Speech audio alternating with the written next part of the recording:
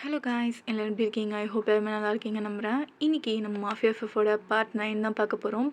Part 8ல் என்ன பார்த்தோம்னா, நீங்கள் ஜேகேயோட சீக்ரெட் வாங்கி அடிச்சிருப்பீங்க. அதுக்கப்புறம் ஜேகே ரூம்லேயே தூங்கியிருப்பீங்க. அதுக்கப்புறம் ஜேகே உங்களுக்கு ஜுவல்லரி வாங்கிட்டு வந்து கொடுத்துருப்பாரு. ஜேகே காடு வெளியில் போயிட்டுருக்கான். அப்போது ஒரு பொண்ணு மயங்கி கிடக்குறா. அதுக்கப்புறம் என்னாச்சுன்னு அதோட கண்டினியூஷன் எல்லாம் பார்க்கலாம்டா. இந்த வீடியோக்கு 45 லைக் மேலே வந்தால் நான் பார்ட் 10 சீக்கிரமாக போடுறேன்டா. உங்களுக்கு வீடியோ பிடிச்சிருந்தா மாதிரி கமெண்ட் சப்ஸ்கிரைப் பண்ணிவிட்டு இந்த வீடியோக்கு ஒரு லைக் அண்ட் கமெண்ட் பண்ணுங்க. வாங்க ஸ்டார்ட்டாக கதைக்குள்ளே போகலாம். சார், ஆனால் இந்த நேரத்தில் இந்த மாதிரி ரோட்டில் யாரும் இருந்தால் போய் பார்க்கறதுக்கு சரியாக எனக்கு தோணலை. நான் சொல்கிறத மட்டும் செய், புரியுதா? Okay sir. அதுக்கப்புறம் அவன் அங்கேருந்து போயிடுறான். போயிட்டு யாருன்னு பார்க்குறான். அது ஒரு பொண்ணு. அடிப்பட்ட மாதிரி கீழே விழுந்திருக்கா. கான்ஷியஸ் இல்லை. சார், ஒரு பொண்ணா இந்த நேரத்தில் வரையிரு. அதுக்கப்புறம் செக்கவே இறங்கி போய் பார்க்குறான். இந்த நேரத்தில் ஒரு பொண்ணு என்ன இருக்கும்? கான்ஷியஸ் இருக்கா பாருங்க. இல்லை சார், நானும் எழுப்பி பார்த்துட்டேன். அப்படியா? சரி, காரில் ஏற்றுங்க. சார், காரில் ஏற்றுங்கன்னு சொன்னேன். Okay sir. அதுக்கப்புறம் அவன் காரில் படுக்க வைக்கிறான். டேரெக்டாக இவங்க வந்து மேன்ஷனுக்கு தான் போகிறாங்க. ஜேகே தான் அந்த பொண்ணை தூக்கிட்டு வரான். கவுச்சில் படுக்க வைக்கிறான். வந்தோடனே நீங்கள் செம ஷாக்கு. ஏதோ ஒரு பொண்ணை இப்படி தூக்கிட்டு வந்தோடனே உங்களுக்கு ஒன்றுமே புரியல.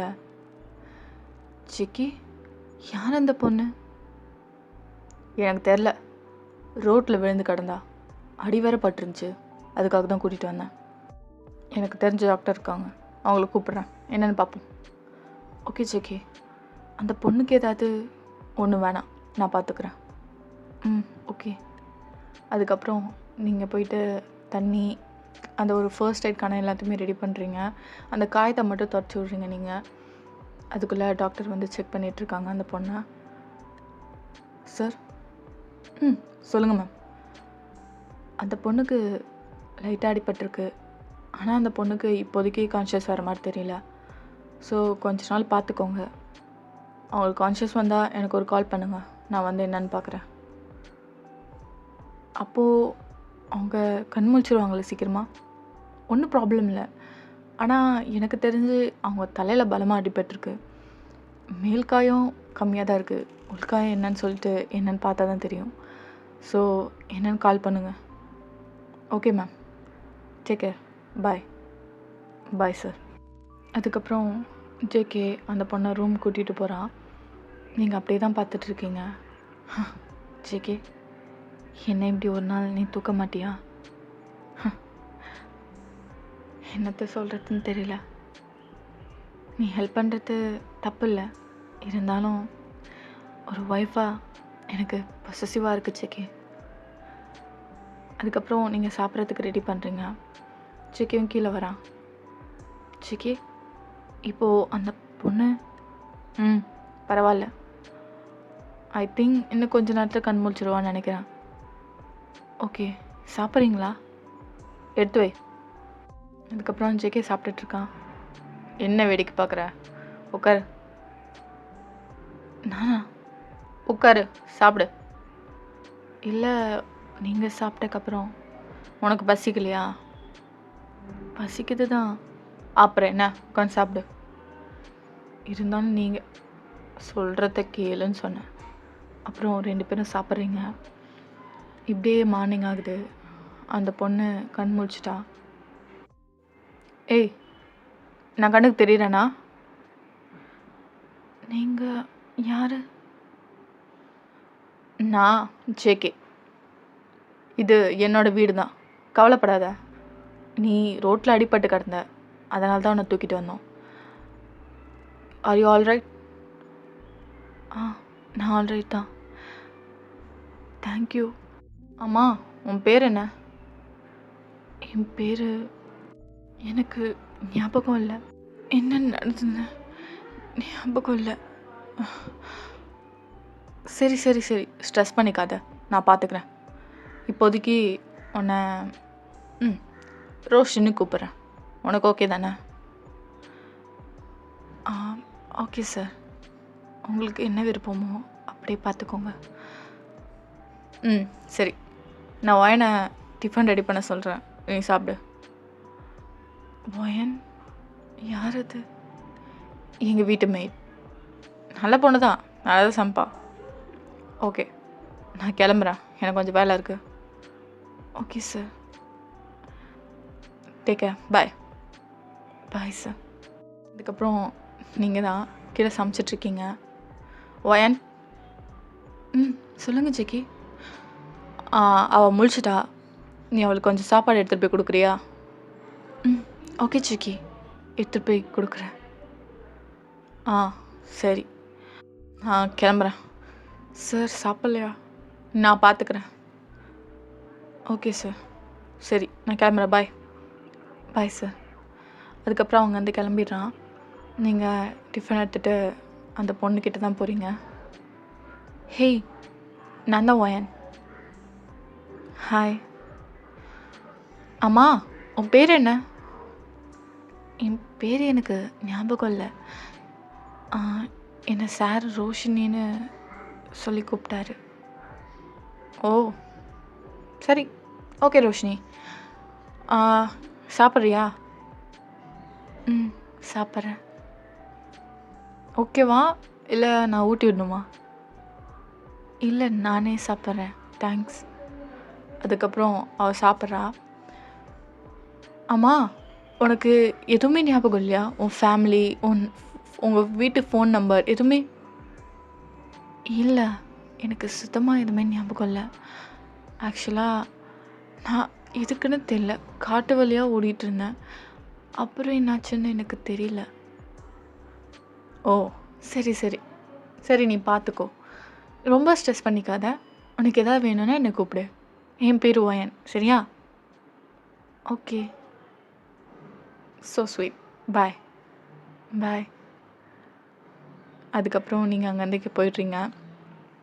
இப்படியே கொஞ்ச நாள் போகுது. அவள் ஓரளவுக்கு உங்களுக்கு செட் ஆகிட்டா, இந்த வீட்லேயும் செட்டில் ஆகிட்டா. அவளுக்கு சுத்தமாக ஒன்றுமே ஞாபகம் இல்லை. ஸோ அதனால் நீங்களும் எதுவும் கேட்டுக்கல, ஜேகே எதுவும் கேட்டுக்கல. கொஞ்ச நாள் இருக்கட்டும்னு 2 பேரும் விட்டுட்டீங்க. அப்போது ஜேகே குளிச்சிட்ருக்கான். ஒயன், என்ன ஜேகே சவுண்டு கேட்ட மாதிரி இருக்கு? ஒயன். ஜேகே கூப்பிட்டீங்களா?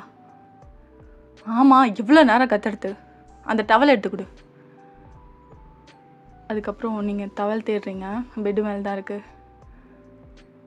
கிடச்சிச்சு ஜெகி, என்னங்க. அப்போது நீங்கள் டவலை ஜெக்கிட்ட கொடுக்குறீங்க. அவன் கையை மட்டும் வெளில நீட்டிருக்கான். அவன் கை ஃபுல்லாக ஈரமாக இருக்குது. 2 பேர் கையும் டச் ஆகுது. அப்போது ஜெக்கிக்கு ஒரு ஃபீலிங் வருது. முன்னாடி என்ன நடந்தோ அது. அப்போ என்ன நடந்திருக்குன்னா, ஒயன் நான் போய் குளிச்சுட்டு வரவா? சீக்கிரம், நம்ம 2 பேரும் குளிச்சுட்டு வெளில போகலாம். ஓகே ஒயன், நான் போய் குளிச்சுட்டு வரேன். அதுக்கப்புறம் ஜெகி குளிச்சுட்ருக்கான். நீங்கள் கீழே தான் அவனுக்காக டிஃபன் ரெடி பண்ணிகிட்ருக்கீங்க. இன்றைக்கி என்ன செய்யலாம்? ஓகே, பேன் கேக் அவனுக்கு ரொம்ப பிடிக்கும்ல. அப்புறம் பனானா மில்க், சூப்பர். அதுக்கப்புறம் ப்ரிப்பேர் பண்ணிகிட்ருக்கீங்க. ஒயன் ஒயன், என்ன ஜெகி சவுண்ட் கேட்குது? குக்கி, ஒயன் வாயன். Cookie cookie. அதுக்கப்புறம் நீங்கள் ரூம்குள்ளே போகிறீங்க. சொல்லு, என்ன வேணும்? ஒயன், டவலில் மறந்துட்டேன் ஒயன், எடுத்துக்கூட. இரு ஜேகே, எடுத்து கொடுக்குறேன். நீங்கள் எடுத்து கொடுக்குறீங்க. அப்போ ஜேகே டவலை வாங்குகிறான். அதுக்கப்புறம் உங்களை உள்ளே பிடிச்சி இருக்கிறான். ஹேய் ஜிகி ஜிகி, என்ன பண்ணுற நீ? அதுவா, அது என் கனவில் இந்த சீன் வந்தது தெரியுமா? நம்ம 2 பேரும் ஜாலியாக ஒரே ஷவரில் குளிக்கிற மாதிரி இருந்துச்சு. அதான் எப்படி இருக்குன்னு நான் யோசித்து பார்த்தேன்னா நல்லா இருந்துச்சு. அதான் ஒன்று கூப்பிட்டேன். அப்போ நீ டவலை மறந்துட்டு போல, சரியா? ஒன்றும் இல்லை, போவேன். அதுக்கப்புறம் நீங்கள் ஒரே ஷவரில் ஒன்றா தான் குளிச்சுட்டு இருக்கீங்க. அந்த சீன் உங்களுக்கு ஞாபகம் வருது. அந்த டவல் நீங்கள் கொடுக்குறீங்க. ஆனால் உங்கள் கையை விட்டு அந்த டவலை எடுக்கவே இல்லை ஜேகே. ஒயன் ஒயன், சொல்லு ஜேகே, என்ன பண்ணுற நீ? டவலை என்கிட்ட கொடுக்குறியா இல்லையா? ஆ இருங்க ஜெகி, கொடுக்குறேன். அதுக்கப்புறம் டவலை கொடுக்குறீங்க. என்ன தான் உனக்கு ஆச்சு? ஒன்றும் இல்லை ஜெகி. சரி கிளம்பு, கீழே போ. ஓகே ஜெகி. அதுக்கப்புறம் நீங்களும் கீழே போயிட்டு உங்கள் யூஸ்வலாக உங்கள் வேலையை பார்த்துட்ருக்கீங்க.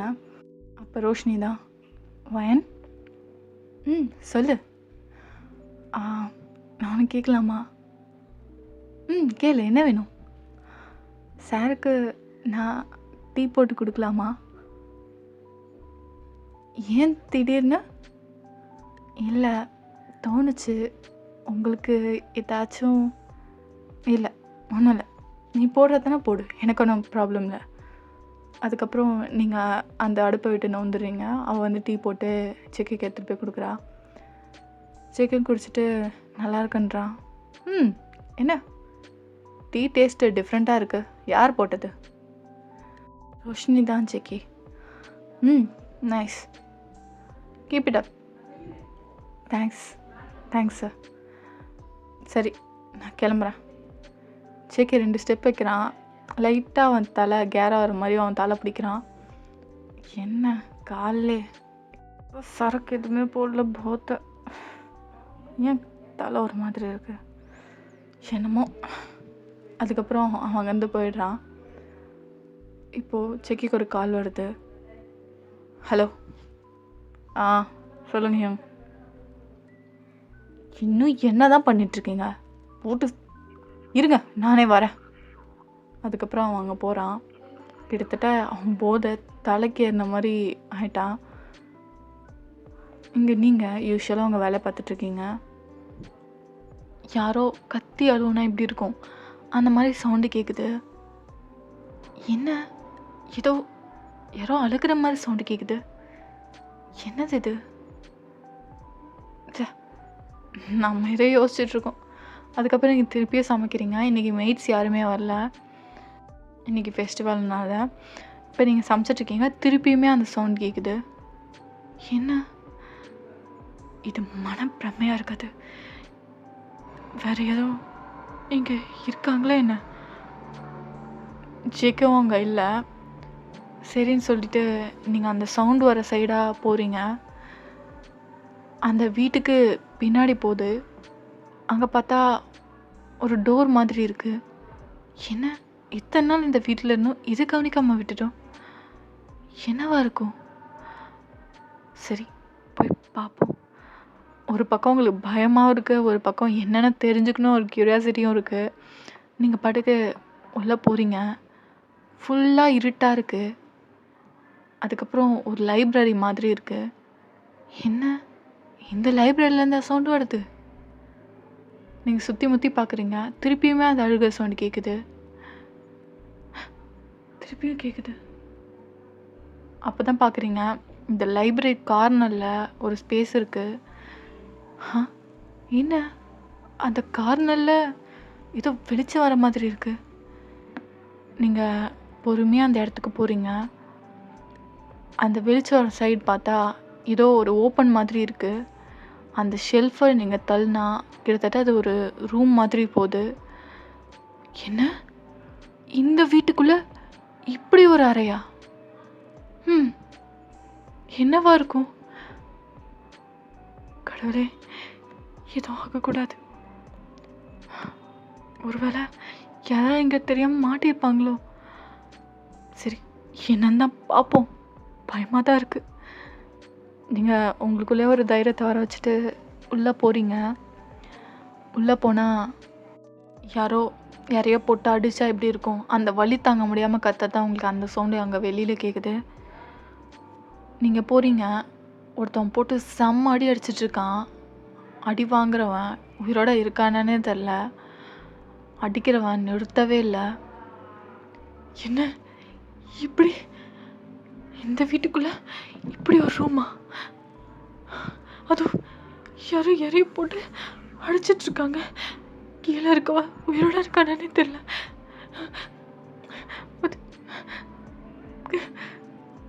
2 பேர் நின்றுட்டுருக்காங்க, பேக் ஃபேஸ் பண்ண மாதிரி தான். இது அவன் அடிச்சுக்கிட்டே இருக்கான். அப்போ அடிச்சுக்கிட்டு திரும்புகிறான். அது வேற யாரும் இல்லை, ஜேகே தான். அதை பார்த்தோன்னே உங்களுக்கு இடியே விழுந்த மாதிரி இருக்கு. என்ன ஜேகே? ஜேகே இது ஜேகேவா? இல்லை, இது இது ஜேகேவா இருக்காது. ஜேகேவா இருக்காது. கடவுளே, ஜேகேவா இருக்கக்கூடாது. அப்போதான் நந்தினியும் இவனை இங்கேருந்து இழுத்துட்டு போங்க, செத்துட்டானான்னு பாருங்க. செத்துட்டானா தூக்கி பணத்தை போட்டு போயிட்டே இருப்போம். அப்போ தான் ஜேகேவோட குரலை கேட்குறீங்க. கன்ஃபார்மே ஆகிடுது ஜேகேன்ட்டு.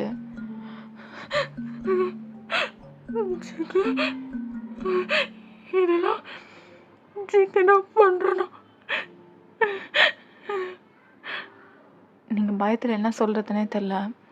அப்படியே இங்கேருந்து போகணுன்னு சொல்லிட்டு பொறுமையாக அப்படியே பின்னாடியே போகிறீங்க. அப்போது நீங்கள் போகும்போது லைட்டாக உங்கள் கால் ஸ்லிப் ஆகிடுது. தொம்முன்னு விழுறீங்க. சத்தம் போட்டா பார்த்துருவோம். அப்போது ஜேகேக்கு அந்த சவுண்டு கேட்குது. ஜேகே திரும்பி ஒரு பார்வை தான். பார்த்தா நீங்கள் விழுந்திருக்கீங்க. ஜேகே நீங்கள் விழுந்திருக்கிறது தெரியாது. வேகமாக வரான் கன் எடுத்துகிட்டு. நீங்கள் விழுந்திருக்கிறத பார்த்துட்டு உங்களை பார்க்குறான். எதுக்கு நீங்கள் வந்த? என்ன பண்ணிடுவீங்க ப்ளீஸ், என்ன பண்ணிடுவீங்க ப்ளீஸ், நான் என்ன பார்க்கல ப்ளீஸ், என்னை விட்டுடுங்க. நீங்கள் அழுதுகிட்டே இருக்கீங்க. அவன் முறைச்சிட்டே இருக்கான். உங்களை அசால்ட்டாக எடுத்து அவன் ஷோல்டரில் போட்டு உங்களை மாடிக்கு தான் கூட்டிகிட்டு போகிறான். ஓகே, இதோட கண்டினியூஷன் பார்ட் 10ல் பார்க்கலாம். உங்களுக்கு வீடியோ பிடிச்சிருந்தா மறக்காம சப்ஸ்கிரைப் பண்ணிவிட்டு இந்த வீடியோக்கு லைக் அண்ட் கமெண்ட் பண்ணுங்க. பாய், ஆமி சராங்கே.